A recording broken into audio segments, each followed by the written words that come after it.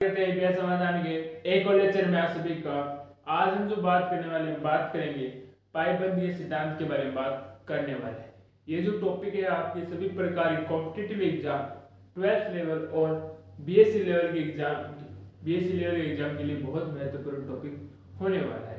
अगर आप इस लेक्चर को अंत तक देखते हैं तो इस टॉपिक से रिलेटेड आपका कोई भी क्वेश्चन गलत नहीं होगा और इस टॉपिक से रिलेटेड सारे डाउट इस लेक्चर के अंत तक आपके दूर हो जाएंगे। अब देखिए शुरू करते हैं पाइबंद का बनने का सिद्धांत। हमने क्या देखा था, प्रीवियस में देखा था कि किस प्रकार से क्या धातु पर जो इलेक्ट्रॉन था, प्रीवियस लेक्चर में देखा उसको इलेक्ट्रॉन किस प्रकार से जो ऋणावेश उसको वितरित किया गया और कैसे वो समाप्त हुआ था। ठीक है, धातु पर क्या गया तो दर्शन आ गया था या धनावेश। अब इसी चीज को थोड़ा हम आगे विस्तृत बढ़ाते हैं। अब देखते हैं कि अगर हम बात करें कोई संकुल है, संकुल के अंतर्गत कोई भी लिगेंड धातु के साथ जब बंध बनाता है ना तो क्या होता है, धातु पर क्या जाता है, ऋणावेश एकत्रित हो जाता है, इकट्ठा हो जाता है। और पॉलिंग ने ये कहा कि जो ऋणावेश एकत्रित हुआ है ना, ये क्या करता है, पाइबंध उसको कम कर देता है। क्या करता है, पाइबंध कम कर देता है उसको। ठीक है, देख लेते हैं इस बात को। अब क्या करता है, कोई लिगेंड क्या बनाता है, धातु के साथ क्या बनाता है, उप सहसंयोजक बंध।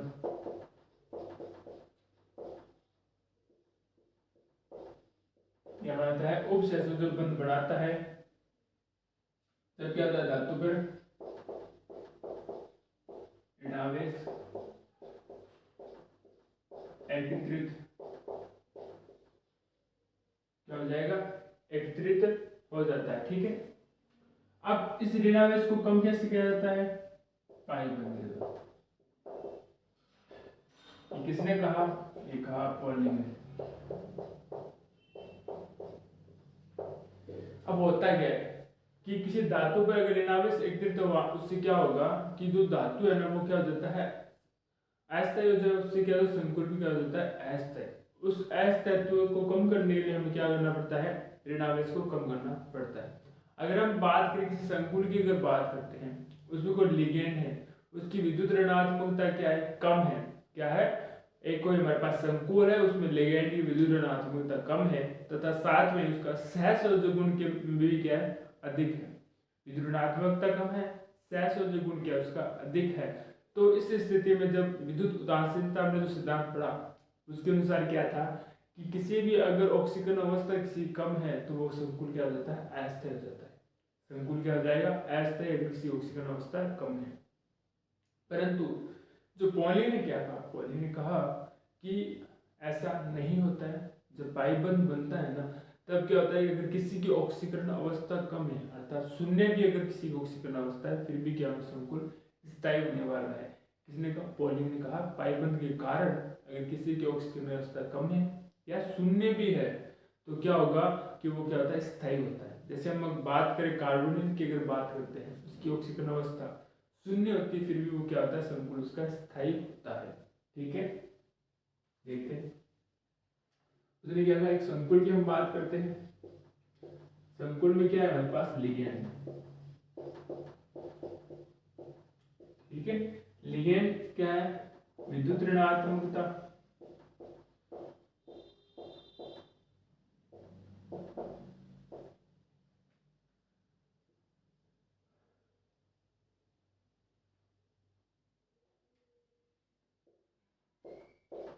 या इसकी कम।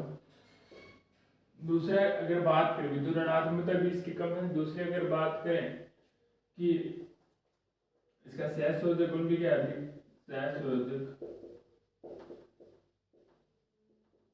गुण क्या है, अधिक। सहसंयोजक गुण भी इसका अधिक है। अब अगर हम बात करते हैं विद्युत उदांश सिद्धांत की अगर बात करें जो हमने प्रीवियस लेक्चर के अंदर अच्छे से पढ़ा था, क्या होगा कि उसने कहा था कि किसी की अगर ऑक्सीकरण संख्या क्या हो कम तो संकुल क्या होगा, संकुल होने वाला है अस्थाई। ठीक है, परंतु पॉलिंग आता है, पॉलिंग क्या कहता है, पॉलिंग ने कहा, पॉलिंग के अनुसार ने कहा किसी की अगर कम ऑक्सीकरण अवस्था है,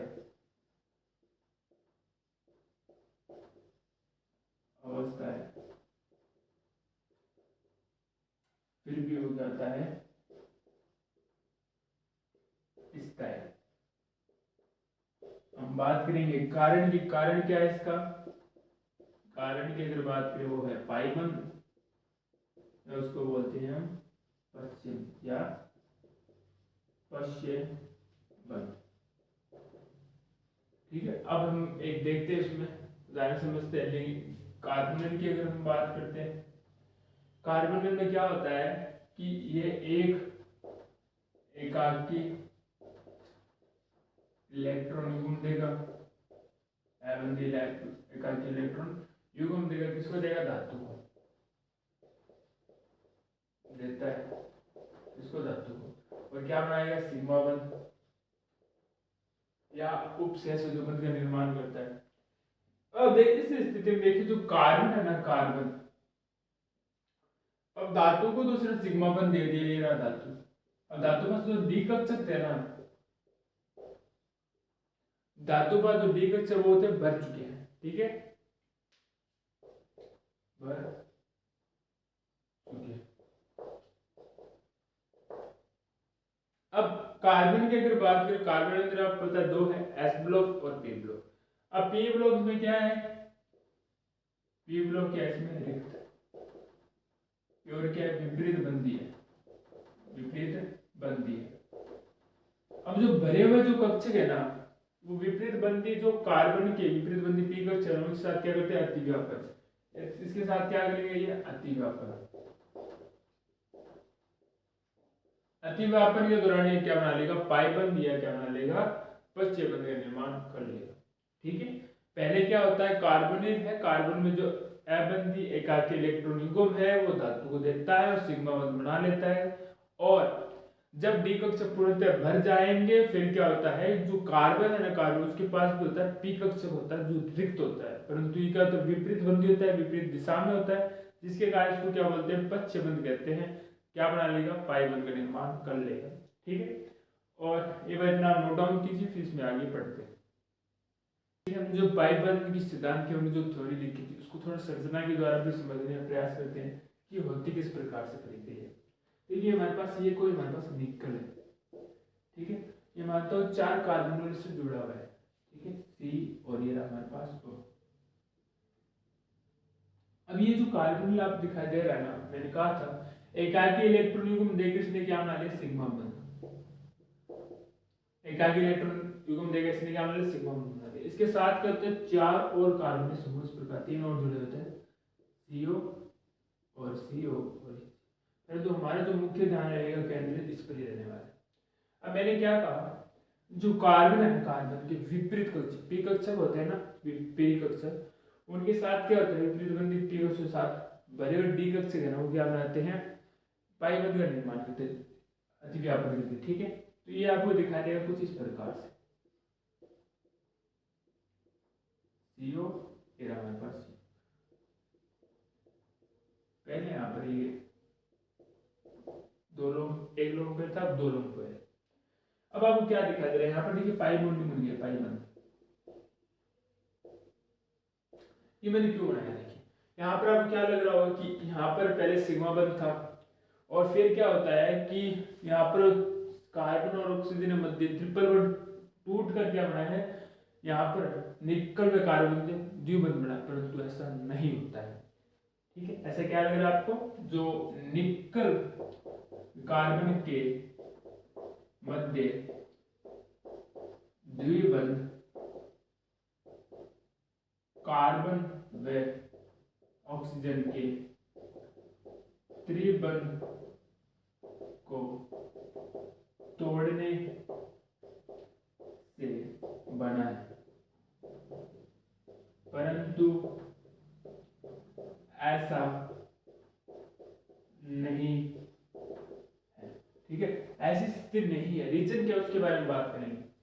क्यों नहीं है कि कार्बन में ऑक्सीजन के मध्य ट्रिपल बॉन्ड को तोड़ा गया है। तोड़ सकते हैं तो आवश्यक नहीं है कि कार्बन में ऑक्सीजन मध्य में ट्रिपल बॉन्ड को तोड़े।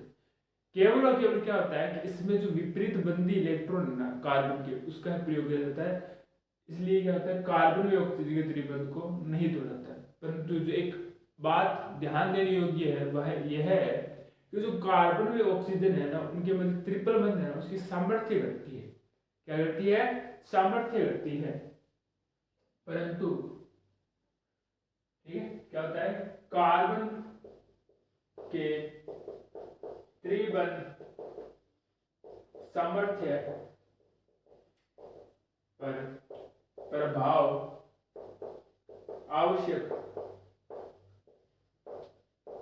रूप से पड़ता है।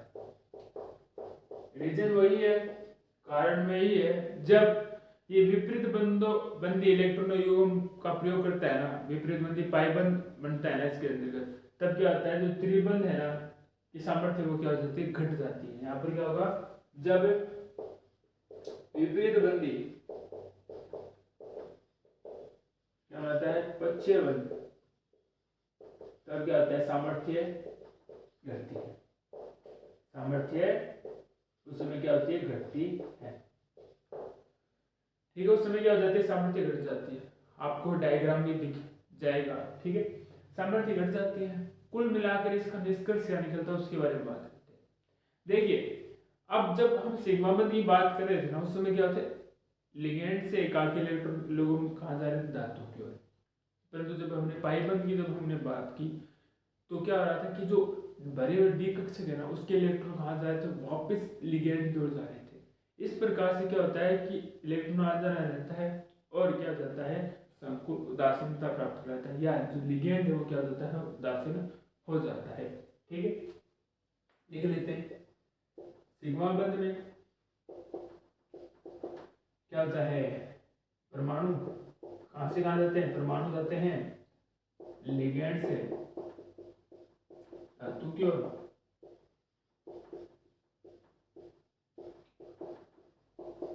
तथा पाई बंध में परमाणु धातु से लिगेंड की ओर आ जाते हैं धातु से लिगेंड की ओर। परिणाम स्वरूप क्या हो जाता है वो उदासीनता प्राप्त करता है। क्या प्राप्त करता है उदासीनता प्राप्त कर लेता है। इस प्रकार से होता है ये हमारे पास धातु ये हमारे पास कहा ये इसके क्या जा रहे हैं यहाँ पर हमारा सिग्मा बंध जाती है विद्युत उदासीनता। ठीक है ये किस प्रकार की उदासीनता समस्त परमाणु पर समस्त परमाणु पर इस प्रकार क्या जाती है समस्त परमाणु पर क्या जाती है विद्युत उदासीनता आ जाती है। आज लेक्चर आपको अच्छे समझ में आया होगा। फिर भी मन के अंदर कोई डाउट्स रहते हैं तो मेरे को कमेंट में लिख दीजिएगा। आने वाली क्लास के अंदर जरूर सॉल्यूशन दिया जाएगा। लगातार पढ़ते रहिए और रिवीजन करते रहिए। मिलते हैं आपको एक और नए लेक्चर में। तब तक के लिए धन्यवाद।